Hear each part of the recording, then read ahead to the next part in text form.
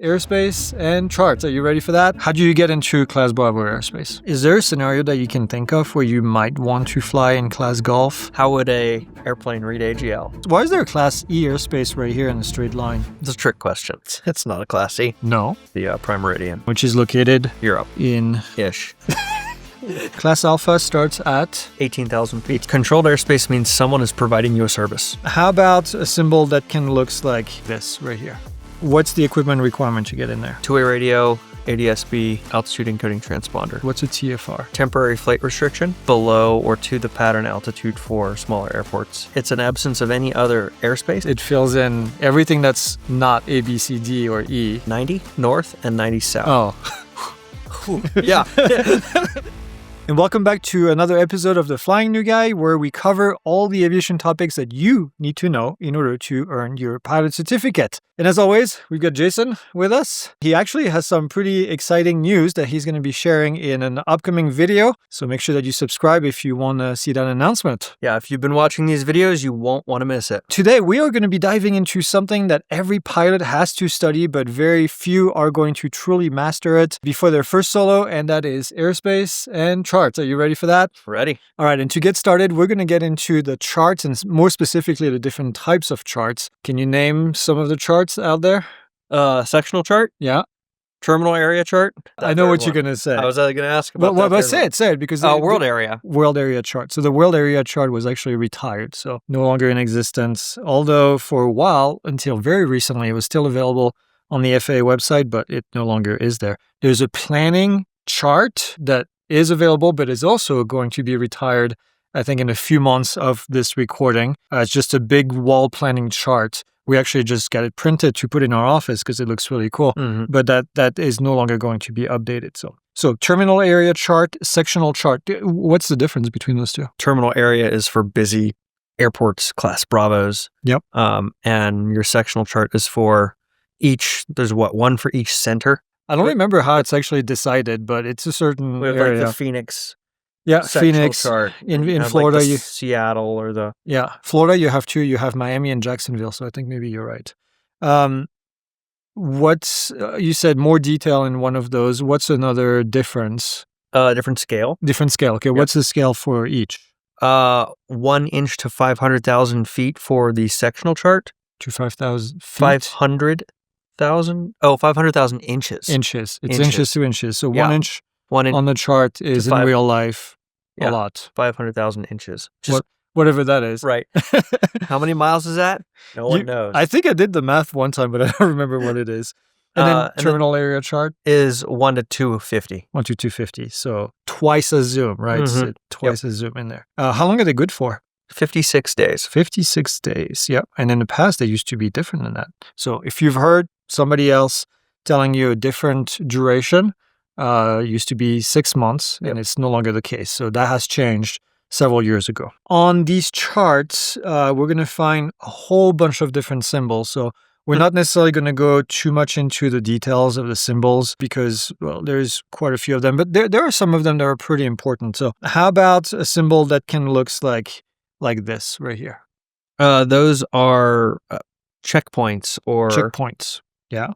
What do they do? They're a easily identifiable feature that you can see from the air. Yep. Who's going to use them? We are.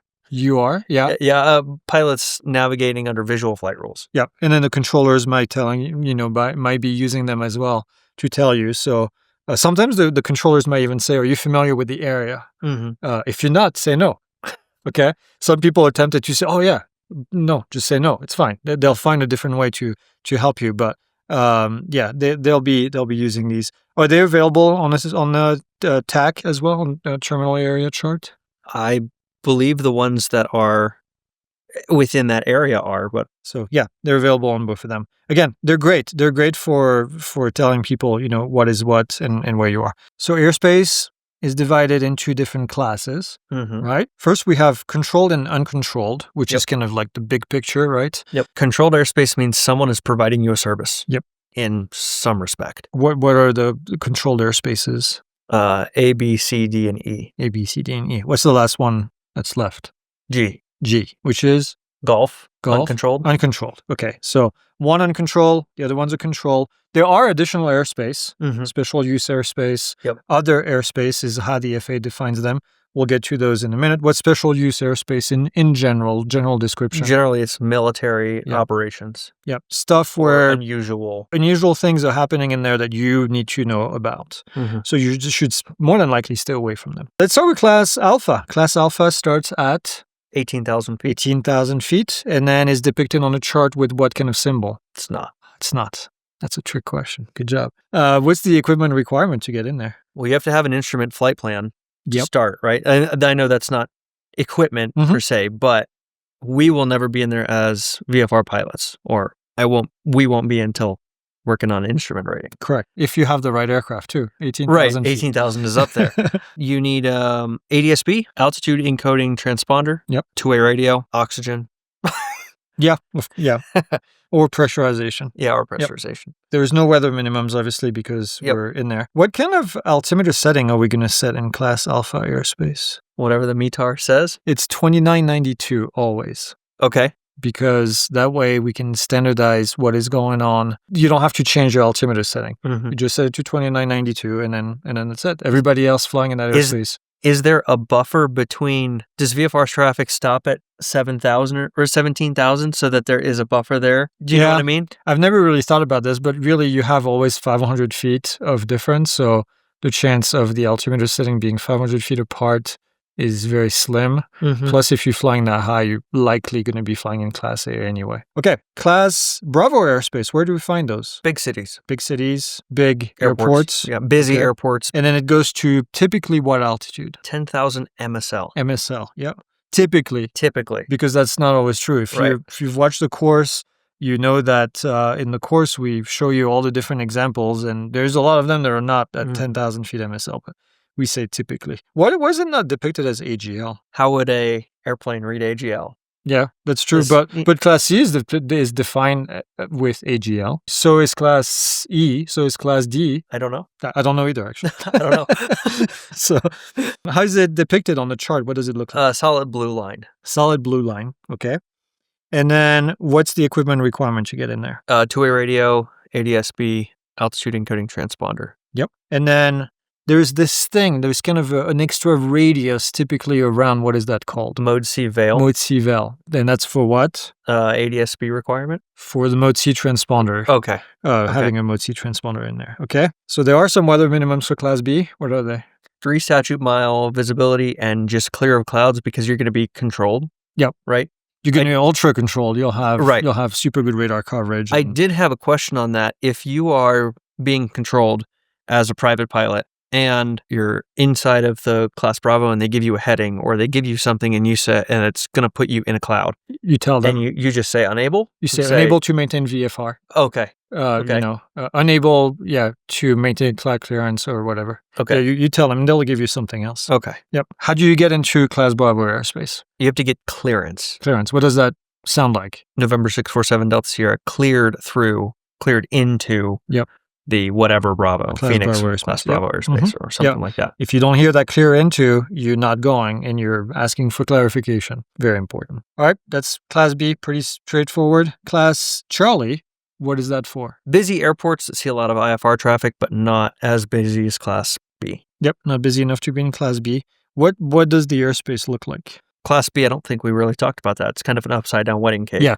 And Class C is like a 2-layer cake most of the time. Yep, true. There are some exceptions. We've seen this in the course where you go to here to Tucson, for example, or Fort Lauderdale. I think is actually set up with like 3 or 4 different layers, different rings. So typically 2 rings. What's the inner ring? What does that look like? The inner ring is surface to 4,000 above the ground. Yep, 4,000 feet tall, volume in the middle, and how wide? I think it's 5 statute miles. Yep, 5 miles, and then the outer ring. It's 10 miles, and it starts at 1,200 feet above the surface. 1,200 feet all the way to 4,000. To 4,000 feet. Okay. Yep. And then the equipment requirement in there? Altitude encoding transponder and 2-way radio. And then it needs to acknowledge your tail number. And then the weather requirements? 3152, right? Yep. 3 statute mile visibility. Below? 500. On top? 1,000. Yep. Horizontally? 2,000. 2,000. Okay.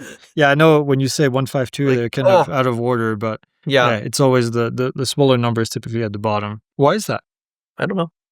Honestly. I think it has to do with airplanes that are flying out. This way, climbing out, you want more room to give them on top of the clouds. So how do you get into Class Charlie airspace? What do you have to do to get into Class Charlie? Call the tower and then have the tower read back your tail number. At the very least. At the very And least. what is that called? Two-way radio communication. Two-way radio communication. Yep. So as long as they acknowledge who you are, you're allowed to enter. Now, they're going to give you more information. They say November 647 Delta Sierra, stay out of Class Charlie. Then you stay out of Then you stay out of Class Charlie, right? Even though it's a two-way radio communication, right. They implicitly said you can't enter. Or if they say aircraft calling in, standby, that's Then not two-way. Right. That's not two-way, right? Because they didn't say your name. Okay, let's talk about Class Delta airspace. What does that look like volume-wise? It's just a single cylinder from the surface to generally 2,500 feet above the surface. Yep. And there are exceptions. There's like everything else.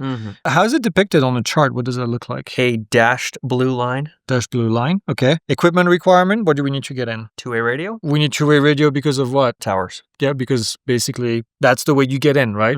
Just like Class Charlie, you need to have two-way radio communication. What's the weather minimums here? 3 statute mile visibility, 500 feet below clouds, 2,000 feet from horizontally, and 1,000 feet above. Yep, same as the other one. Let's say you went into a Class Delta airport, which is kind of a reliever airport to a bigger airport, and it's inside of the Mode C VAL. Would you still need to have a Mode C transponder to get in? Yes. Yeah, because you're inside the Mode C VAL, right? Then would you need a clearance to get in? Not unless you enter the airspace of the Class Bravo. That's right. Not unless you enter Class Bravo when you get in. If you lose your radio when you get into Class Delta, before you get into Class Delta, can you still enter? You can. If? The logical answer is if there's nowhere else to go. Yeah, possibly. But you're supposed to overfly the field above pattern altitude until you can either see light gun signals or it's safe to enter the pattern and then enter the pattern and land. Technically, you cannot unless you have been cleared into the Class Delta first, or you've had two-way radio communication. Otherwise, they ask you to go somewhere else. Now, there is a possibility like here where you don't have a lot of airports and you may not have a chance to go somewhere else, in which case you could go in as an emergency. Not recommended. What would you do if you had two-way radio communication failure and you wanted to let them know? Flash the landing lights. What else can you do? Let's say you didn't lose your... you can squawk 7,600? 7,600. Okay. Yes. What's 7,700? Hijack? No. Then instead of 7,500, then 7,700 is emergency. Yep. And then we have the least confusing of all the airspace, sarcastically, which is Class Echo airspace. It's been interesting over the years because it's actually kind of somewhat evolved a little bit. But typically across the country, anywhere, Class Echo starts at 1,200 AGL. 1,200 AGL, okay. It is technically defined as starting at 14,500, but it would be indicated nowadays if that started at 14,500. With what kind of marking? A shaded blue or a blue vignette. Yeah, shaded blue vignette, magenta, a shaded blue line, which on the outside, on the side of the darker color, you would have Class G. You would have Class G. Up to 14,000. Up to 14,500, and then on the other side, you would have Class Echo at 1,200 feet. So 1,200 feet is one of them. What's another altitude at which Class Echo airspace can start in the United States? 700 feet. 700 feet. AGL. AGL, above the ground. How's that depicted? A shaded magenta. Shaded magenta, okay. Why do we have 700 feet AGL when we have 1,200? Why do we care? So that you can get below or to the pattern altitude for smaller airports. Why do we care about that? You can't conduct instrument flights in uncontrolled airspace. You cannot fly IFR in uncontrolled airspace. So 700 typically found near airports, right? And we have another one. Surface. Starting at the surface, depicted as a dashed magenta line. Dashed magenta line, okay. And why do we have that one? Couple reasons. Yeah. You may have an untowered or non-towered airport that is still capable of receiving instrument. And then you may also need an extension for a Class Delta or Class Charlie for instrument approaches. So we have the flight path going into controlled airspace. Okay. 14.5, we talked about that one. 1,200, 14.5. And then there's another one. 60,000. Well, what is that?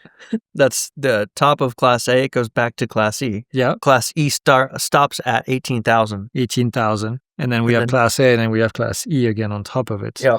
But there is another way that we can depict Class E airspace in some cases. The blue zipper? The zipper line. Yep. Okay. What altitude is that at? Whatever is on the chart. Whatever's on the chart. As depicted, right? When is that being used? Areas that services may be limited to a standard altitude or over water. Because of what? Obstructions. Obstruction. Yeah, because the signal doesn't go, because of mountains or whatever, right? Actually, what do we need to get into Class Echo airspace? Nothing. Then we have Class Gulf, right? Which starts at what altitude? It's an absence, right? It's an absence of any other airspace. It's everything else, right? Yeah. It fills in everything that's not A, B, C, D, or E, or one of the other ones as well. Class Gulf typically found below 700, below 1200, below 14,500, although typically in most cases, from the surface to 1200 in most of the country is when we'll have Class Gulf. What do we need to get into Class Gulf airspace? Nothing. Same requirement. Okay. Is there any rules that you have to follow in Class Gulf? Is it a free-for-all? I mean, you still have to follow all the FARs. Oh, okay. So this is not just uncontrolled. There's still rules. Okay. Is there a scenario that you can think of where you might want to fly in Class Gulf instead of Class E airspace? Maybe if the weather is bad. Yeah. And you want to do pattern work or something. Then it increases the risk dramatically. Oh, yeah. Right? I'm not saying it's a good idea. Yeah. There's not, in my head, there's not a whole lot of scenarios where you would want to go into Class Gulf. We haven't talked about minimums for Class Echo airspace versus Gulf, because that's where there is a big difference, right? Class Echo airspace is divided into two categories of weather minimums. What are they? Above and below 10,000? Yep. So below 10,000 feet, MSL. 500 feet below, 1,000 feet above, 2,000 from horizontally. 3 statute mile visibility. And then above 10,000 feet, it's 111. Okay. 1,000 above, 1,000 below, 1 mile horizontally. 1 mile. I think this is the 5 statute mile. Yeah. The higher you are, the more space space you need, more than likely because you're flying faster. That's how you remember it. But then in Class Gulf airspace, that becomes really confusing because there's like 5 different classifications, right? So let's keep it simple here. The first one, 1,200 feet or less AGL during the day. That's the dangerous one. Yeah, that's like 1 statute mile in clear of clouds. 1 statute mile in clear of clouds. Okay. I always tell people, when you're trying to understand why we have Class E starting at 700 feet, that's why. Because at most airports, it would mean that Class E starts at 1,200, which means that the traffic pattern would be in Class Gulf, which means that during the day, somebody could be flying in there with 1 statute mile and remaining clear of clouds, which is atrocious, right? You may not even be able to see the end of your runway. Exactly. And having flown in even like 3 statute mile visibility or 4 statute mile visibility quite a bit in Florida, it's horrible. At night, what is it? Is that the 3 152s as well? It's the same. 3 152s at night. So at least at night, you would need 3 statute mile to be in that traffic pattern if it doesn't have a Class E traffic pattern. And then between 1,200 AGL and less than 10,000 feet MSL during the day. That would make sense to me to be 3 152s as well. It's 1 152s. Oh, okay. 1 statute mile visibility, but you still have a cloud clearance. And then at night, it is 3 152s. And then above 10,000 feet is the 5 111. Okay. It's the same as Class E airspace. Okay. It gets confusing. And if you're trying to remember these things, maybe try to use logic. I don't know if there is any logic, but or the lack thereof. But just remember that Class E below 1,200 feet AGL versus Class Gulf below 1,200 feet AGL is a big difference. And it's the difference between, recklessness to me in my head and everything else. Okay. So those are control versus uncontrolled airspace. Then we have a bunch of special use airspace. Yes. Let's talk about those. So can you name a few? Warning areas? Yeah. Restricted areas? Yeah. MOA? Alert areas? Controlled firing areas? Prohibited areas? Special flight rule areas? Yeah, I think you've got control firing. National security areas? I think you mentioned most of them. Warning area, what is it for? Gunnery of some sort. Yeah. Gunneries, missiles. It's off the coast, though. Typically, off the coast. So it's outside of territorial airspaces, so it can't be restricted. So they have to put a warning there of saying, like, hey, don't go there. Don't go there because we're going to shoot missiles and drop bombs. Can you still enter? you can, because just because you can doesn't mean you should. That's right. But you can. Yeah, there is definitely some dangerous stuff. So what about restricted areas? Can you fly in those? No, unless you're cleared through or into the restricted area by the controlling agency. Which is unlikely. What's going on in a restricted area? Artillery firing, gunnery from aircraft, other gunnery from the surface. It's going to travel potentially into your flight path. Mm-hmm. It's more or less a warning area, but on land, if you think about it, right? Yep. What's the difference between that and a military operating area? Military operating area, or MOA, is about training, tactics, terrain following, formation flight, any sort of specifically military operations that aren't, invisible. Yep. Can you fly in those? You can. You can. Should you? No. Probably not. If they're active, you probably should stay away from them, for sure. Control firing areas, how about those? You will never know. You'll never know. They're not marked. They're not depicted. Although I did have somebody tell me that recently that they could potentially be depicted in some areas, but I haven't found any documentation on that. They will stop, they will have spotters, and they will stop operation if they notice another aircraft. Prohibited area, how about that one? Can you get in? Good luck. That's one level over restricted, right? Yeah. Now, for different reasons, though. Yes. That's for national security, and it's around DC, right? Yep. I don't think that there's any others. I think there's a couple, but you're right. Mostly they're very, around very DC. Rare. They're pretty rare, and they're pretty small typically. So just, don't mess with those. That's a good way to get in trouble. What about special flight rules area, SFRAs, and then SATRs? They have special rules. Slightly different than the norm. Rules. There's quite a few of them, actually. I think there's about a dozen. Yeah. If I remember correctly. Can you name one near us? Grand Canyon. Grand Canyon, yeah. We also have Luke Air Force Base has one for sure. Yeah. DC. Yeah. There's one of everything in DC, right? Yeah, special flight rules. So you'll have to read, in this case, you'd have to educate yourself going to that area. You can find that information online typically. Let's say you're getting close to one of these and you're not quite sure if it's active or not active, if you can get in or not get in. Like restricted areas, they're not necessarily always active, okay? How would you know? There should be a frequency on the chart. Yep. And you call them. Where on the chart typically? On the border. On the border. It depends on the specific chart, but on the border of the chart. On the edges, you should be able to find it. And then lastly, we have what's called other airspace. Very original title, but it's basically everything else, okay? So we have TFRs. What's a TFR? Temporary flight restriction. Yeah. Are those important? Yes. Yeah, kind of. I know you know because we talk about these all the time, but when would we see one of those? VIP movements. Travel, yeah.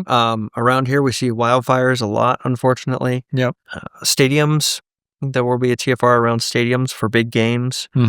Or just like professional baseball or football or NASCAR or Indy 500 games. Disney. Disney has a permanent temporary the permanent temporary flight restriction. Yeah, Disney typically technically is a TFR over the parks. So that's interesting. So don't go flying there. How do they get issued? How would you know then if it's temporary? They're an FDC NOTAM. FDC NOTAM. Okay. So would you be able to go online and see those? Yes. Yep. Do you know the website? tfr.faa.gov. That's it. /map. Yeah, and then you can see them, click on them, get the details. Yeah. Your EFB, your electronic flight bag should tell you as well. Sometimes we find parachute jump areas. What are those? Places where people are jumping with parachutes. That's right. Should you fly over those? Probably try to avoid them. Yeah, try to go around them. Typically, there's going to be a frequency that you can listen to, and then it will tell you, how to stay away from it. We have Victor Airways. What are these things? VFR Airways and VFR and Instrument Airways. Yeah. Right? Yeah, there's two different types. Highways, basically, in the sky? Yeah, but typically on the chart, you'll see the VFR ones because of the altitude at which you're flying. What are those for? Navigating between waypoints or VORs. Yep. Yeah. Should you fly in those? Yeah. Yeah. Recommend it. Typically, that's a good place to find friends. Don't go at the wrong altitude. Correct. We have MTRs, military training routes. What are those? Published routes the military uses to train on visual or instrument conditions. Yep. And then at certain altitudes. You said certain altitude. Is there a way to know which altitude the route is at? The number of digits on the route. Yeah. So 4 digits is below 1,500 feet. Yeah. AGL. Which is weird. It's always been weird reversed. to me. Yeah. And then 3 digits or 2 digits, because there are some 2-digit ones, are above 1,500 feet. Yep. We also have these things called wilderness areas. What are those? Parks and wilderness areas. Yep. Can you fly over those? You can, but it's requested that you stay 2,000 feet above the ground. Yeah. And you should. You should do that. Okay. There's 2 things on this image here. A blue teepee type looking thing. The tower. What is that? Tower? Yep. How tall is it? It is 243 feet above the ground, or 1,760 feet MSL. 1,760 MSL. Is that the top of the tower or the bottom of the tower? The top of the tower. The top of the tower. Okay. What's the crossed circle there? Abandoned airport. Abandoned airport. Can you land there? You probably shouldn't. Probably shouldn't. Unless you have no other option. Unless you have no other option. Yeah, I mentioned that in the course. It's not always necessarily a good idea. Where I used to fly in Florida, we had an abandoned airport, but they had big concrete blocks in the middle of the runways to prevent people from drag racing on the runways.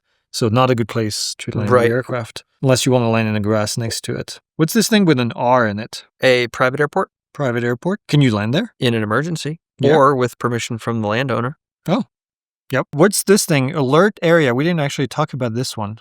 We did not. Alert areas are one of the special use airspaces that can be for both military and or civilian use. Mm-hmm. And basically, it's just something unusual is happening in this area. This one is concentrated student jet transition training. So yeah, lots of students are going to be flying in that area. What's this compass rose right here? That's a VOR. VOR. And actually, is that one of a VORTAC or just a VOR? I don't know. You tell me.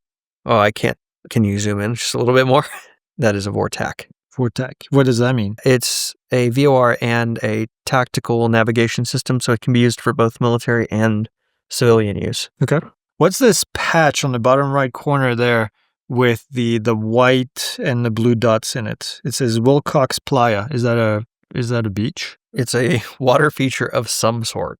Water feature of some sort. Or is that a lake? Well, I think that is a non-perennial lake. Non-perennial lake, which means what? It can dry up. It can dry up, yeah. You may see it as full of water. You may see it not full of water. The reason we're laughing is because for a long time, I mislabeled these. So did apparently everybody else that I know, where we called it the wrong thing. It was not a perennial lake. It's a non-perennial lake. Perennial means lasting all year. Mm-hmm. A perennial plant is a plant that lasts all year. This is a non-perennial lake. What about on the bottom left corner here, those little dots, blue dots along the blue line? That is a wilderness area or a national park. Yep. What's this yellow stuff here by Tucson, all this yellow? That is like populated area or an area of high population density. Yep. And then we see what kind of airspace here? The class Charlie for Tucson and Davis-Monthan. Yep. What's this glider with a G in it? It's a glider. It's a glider. What's the F right here in the landing? It's an ultralight. It's an ultralight. It says the ultralight. It's the ultralight airport. What's the communist symbol here? It's a mine. It's a mine. Correct. What about this weird one here next to Avra on the left of it? That is like high tension wires, power lines. Yep, power line. What's the one with an A in it? Aerobatics? Aerobatics, yeah. There's a lot going on here. Mm-hmm. What's the little parachute here? Parachute jump? Parachute jumping area. Man, they did a good job with these symbols. They're pretty self-explanatory. Busy. What's the 4696? Is that a frequency? No, that is a peak, and that is its altitude MSL. Yep, it's a peak. And then what's the line? Like there's a line, very straight line here that crosses another very straight line with tick marks on it. Your lat long marks. Lat long? Which one is latitude? Which one is longitude? This line right here is a line of? Latitude. Latitude. Okay. Yes. And that's a line of? Longitude. Longitude. But the tick marks on the line of longitude indicates the lines of? Latitude. Yeah. Yes. That's why I know. Degrees or minutes? How do we measure it? Both. Okay. What's a tick mark? 1 minute. 1 minute. Okay. And then what's the difference between two horizontal line or two vertical lines? 30 minutes. 30 minutes. So half a degree. Half a degree. Okay. How do I know which line is what? This vertical line right here, right in the middle of the screen. How do you know what that vertical line is? Like what degree or what minutes or... If you look harder, there should be labels. There's labels every other... I'm looking harder. I can't see it. Every other one. Every other full line, there should be a label. I don't see it. Then go right or left one full line, and then same thing. There you go. 111 degrees. All right. 111 degrees. Look at that. Yeah. What I tell students is you go kind of in a circle. Yeah. Eventually you're going to hit there it is. 32 degrees, and 32 111 degrees was down below. So 32 degrees west, is that what it is? 32 degrees north. Oh, north. Okay. And then 111 degrees west. Why is it west? We're west of the prime meridian. Prime meridian, which is located? Europe. Greenwich, England. How many degrees of longitude are there? It's a trick question. No. I mean, there's 360. There's 360. But is it measured 360? No. No. It can How's it be. measured? It can be. How's it measured? It's up to 180 east and west. Yeah. So, and that meets, what's 180 degree the west? Anti-meridian. The anti-meridian. Okay. Which is in the middle of? The Pacific. Nowhere. Yeah, that's right. Nowhere. How many degrees of latitude are there? 90 north and 90 south. Oh, okay. 90 north, 90 south. So 180 total. Mm. What's 0? The equator. Okay. What's 90? The pole. The North Pole is South Pole. I heard this thing called the tropics. What's that? The tropics? Yeah. That's a zone. What's at 22.5 degrees? Oh, yeah. That is the Tropic of Cancer and the Tropic of... Yeah. Capricorn. What's the H right here? Hang gliding? Hang gliding. Not hand. Hand. Right? You're hanging underneath. Hang. Why is there a Class E airspace right here in a straight line? It's not a Class C. What is it? It's a line of variation. Oh, variation. What is that? That tells you how far off of magnetic, what the difference is between the magnetic north and true north. Okay. So how many degrees is that? It should be labeled somewhere. 9 degrees east. So what would you do with that number? Subtract it from your current compass heading to find true north. Why would you subtract it? East is least, west is best. East is least, west is best. I've heard that before. What are these things? Windmills? Windmills. What's the dotted line? Is that another wilderness area? It's a group obstacle. What's UC right here? Under construction. Oh, I thought it was asking me if I can see it. I'm like, yeah, I can see it. You see? Can you see? What's this like dot line right A here? wash or a river of some sort. I'm pretty sure it's a wash. A wash that is mostly dry. Yeah, as opposed to this, for example, right here. Yes. And then then that's a creek, and then we should have a river that is like a blue color. And what about the very thin line right here? Is that a river? I think that's actually a road. Is it? Oh no, it's a it's a topo line. It's a topo line. So how does this work? How do these topo lines work? They're measure areas of equal altitude. Yep. Do they change color eventually? The color underneath changes, but I don't know that the topo line itself changes. No, the lines are the same, you're right. So typically every so many thousands of feet, this will change. Or like there, it looks like it's 500 vertical feet or so. Where can you look to find that? On the border of the sectional chart. Yeah. So right here, right? Mm-hmm. So that tells you what I find interesting about this is that from sea level to 3,000 feet, it's every 1,000 feet. Mm-hmm. And then after that, it's every 2,000 feet to 9,000 feet. And then at 9,000, it switches to every 3,000 feet. So the higher we go, the less there is changes. Mm-hmm. Less often there's a change in color. Ooh, is that electricity? What is that? That is it says solar farm, ocular glare, but it can also be an area of high radiation. Yep. So that's the Eye of Sauron, I think. Yes. By Las Vegas. Mm-hmm. There's a golf course in the middle of a perennial lake. I like this area. And what's this thing in the middle here? A racetrack? A racetrack in the middle of perennial lake. Is that a big Class C airspace here? No, I believe that's the Mode C Vale. Yeah, there it is. There's Mode C Vale. Look at that. What's this 8.8 right here? Maximum elevation figure. Maximum elevation figure. What does that do? It tells you the highest obstacle in your area rounded up. So you should fly higher than that in that quadrant. Yep, to be safe. What's the TAC here? That's the TAC, terminal area chart. Terminal area chart. It's the boundaries of the terminal area chart. And then what are these numbers on top here of the sectional chart? Are those the special use airspaces? Yep. Looks like they are. Tells you the altitude and then the effective times, and then there should be a frequency as well. Let's take this example here. 6:30 to 2400. Yep. Is that Zulu time or local time? It should tell you above. I've seen it as both. Can you go? Second line. It says time is local. And then here, that little cross says other times by NOTAM, which means that in some cases there could be somebody else in there. There could be another time that it's on. What's this dotted line right here following the lake? I don't actually know. Found one. I found one. Does that help? Oh, time zone. Time zone. Yep. Yeah.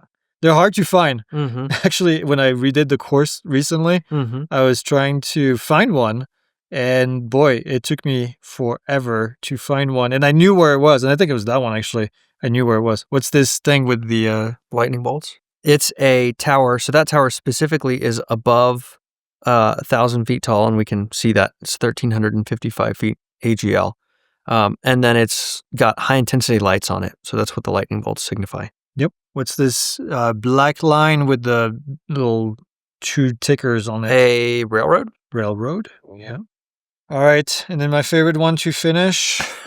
What is that? Shipwreck. Shipwreck. Pretty self-explanatory. There's also the walrus. There's different things when you go all to those areas. Rocks. Yep. Those are rocks right here. You can see rocks. You can see... Where are there walrus down there? No, there's no walrus in Florida. I didn't think so. Do they have one for alligators? No alligators, but there is if you are in the course, there's a section where I show you walruses in Alaska, which I think is pretty funny. So, okay. Well, you did good.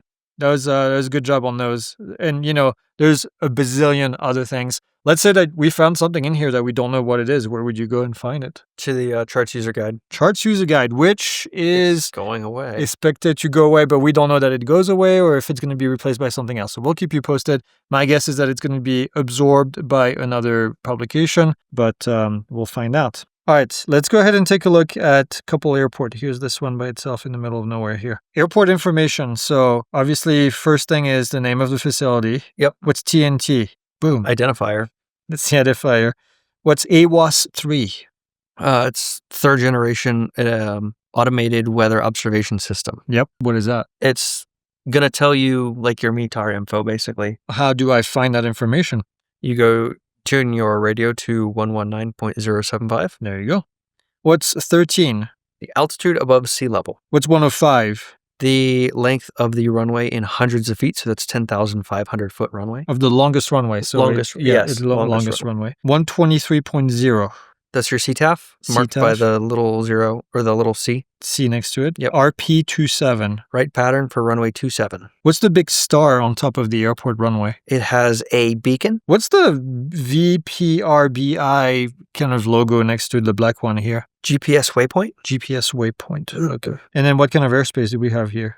Class E at the surface. Class E at the surface, and then surrounded by... Class E at 700. Class E at 700, a little bit around it, which is interesting. What type of airport is this? Is that a towered airport? Non-towered airport. How do you know? It's magenta. It's magenta. That's a blue airport, so what does that mean? It means it's towered. Towered, okay. That's Boca Raton. That's everybody's favorite place to retire. There's a Seinfeld joke about this. Other than Prescott? CT.